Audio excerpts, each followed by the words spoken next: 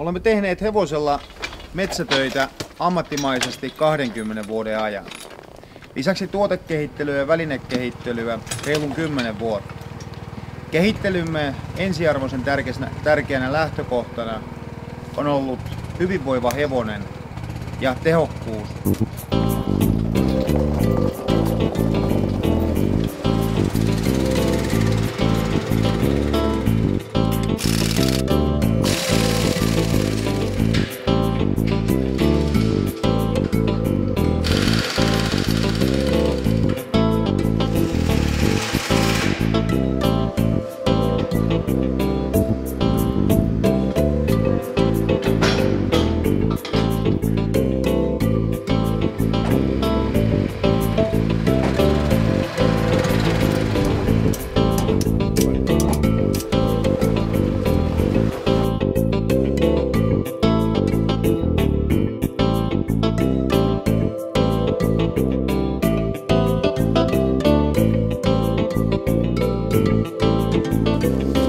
No niin, metsäosuus alkaa olemaan ohi ja noin 5000 kilon kuorma siinä tuli perässä kuitenkin vaihtelevassa maastossa. Siinä oli nousuja ja laskuja viimeiselläkin osuudella. Ja hevoset on kuivia ja vaikka hevoset on hyväkuntoisia, niin tässä nähdään juuri tämä apuvetotekniikan hyöty, että hevosten ei tarvitse puristaa viimeisiään silloin kun ruvetaan olemaan täyden kuorman kanssa ja lähestytään lanssi eli varastopaikka. Eli tällöin kun apuveto antaa sen 1/3 voiman sinne pyörään, niin silloin hevosen ei tarvi ottaa aina viimeistä voimaa itsestään irti ja juuri se viimeisen voiman puristus väsyttää hevosta. Hevoset pysyvät näin koko päivän paremmin voivina, niillä voi ajaa pikkusen pitemmän päivän tarvittaessa, riippuen maastoista ja olosuhteista. Mutta kaiken kaikkiaan hevoset pysyy koko päivän pääosin kuivina ja hyvin voivina. Tehokas nykyaikainen metsätyö, kaikki siihen liittyvä lähtee aina ensinnä hevosesta. Hevosen hyvinvoinnista. Kun hevosella tehdään joka päivä työtä raskaissakin ja vaativissa olosuhteissa, niin hevosen tulee tuntea turvallisuutta ja luottamusta ihmiseen, koska ihminen ja hevonen muodostavat työtoveruussuhteen jokapäiväisessä työssä.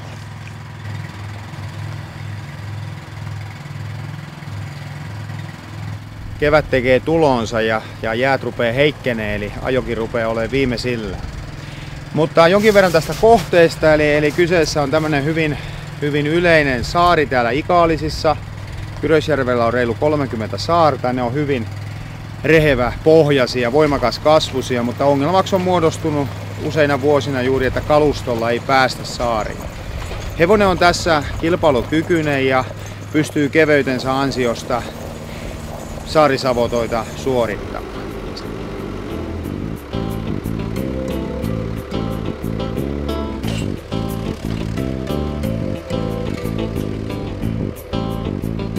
Saaret ovat kuitenkin monesti vaikeakulkuisia ja tässäkin saaressani on nähtävissä heti jyrkkä nousu tonne päälle, missä pääosa harvennusalueesta tulee sijoittumaan. Yksi syy siihen, miksi me olemme kehittäneet apuvetotekniikkaa vaunuumme on juuri olosuhteet Ikaalisissa ja vaikeat maastot.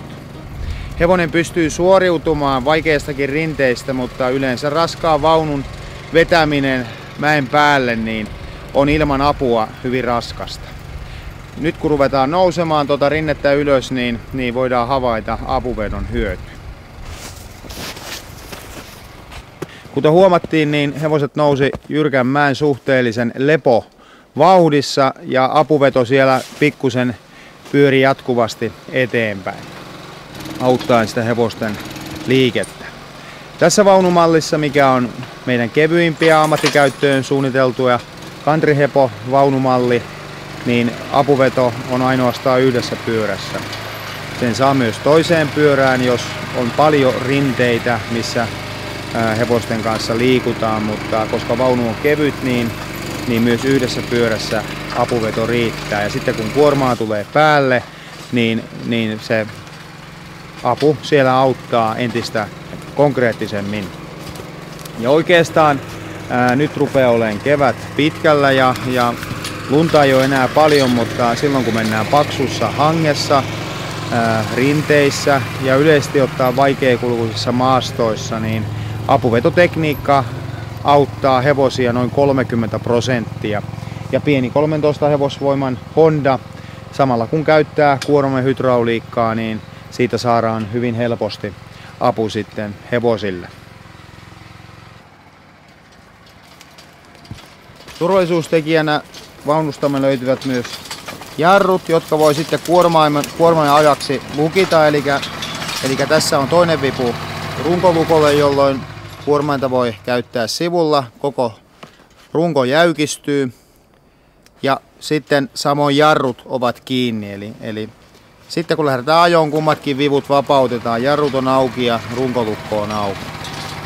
Varsinkin alamäissä turvallisuustekijänä jarrut on oltava hyvät ja käytämmekin yleensä jyrkissä rinteissä kettinkiä, jotta hevosten on helppo alamäet mennä. Monesti mantereelle noustessa niin mäet ovat hyvin jyrkkiä, kun jäältä noustaan mantereelle. Niin tässäkin näimme nyt, kun on täyskuorma päällä ja painoa valtavasti, niin voidaan ylämään kohdalla laittaa kone käyntiin ja hevoselle pieni apu, niin hevosten veto on helppoa. Ja vallankin nuorten hevosten kanssa, jolla ei ole vielä semmoista kuntoa kuin tämmöisillä vanhemmilla, varttuneilla, työhön tottuneilla hevosilla, niin apuveto auttaa niin paljon, ettei nuori hevonen joudu äärimmilleen voiman ponnistuksessa.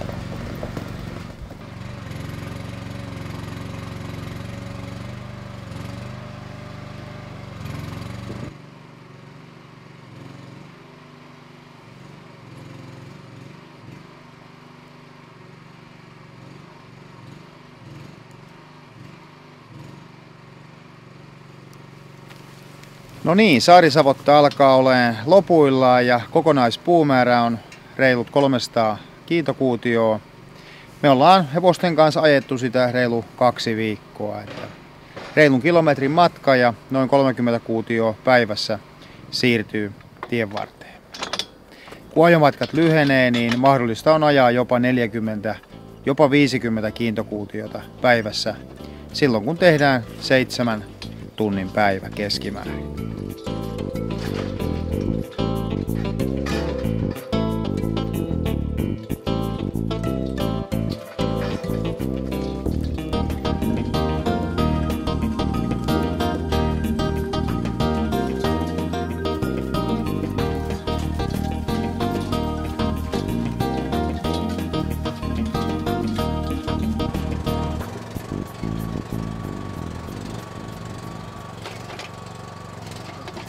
Järeämmille kohteille 6 tonnin suurempi vaunumme on sopiva ja Farman 4,6 metrinen kuormain, joka nostaa 600-700 kiloa.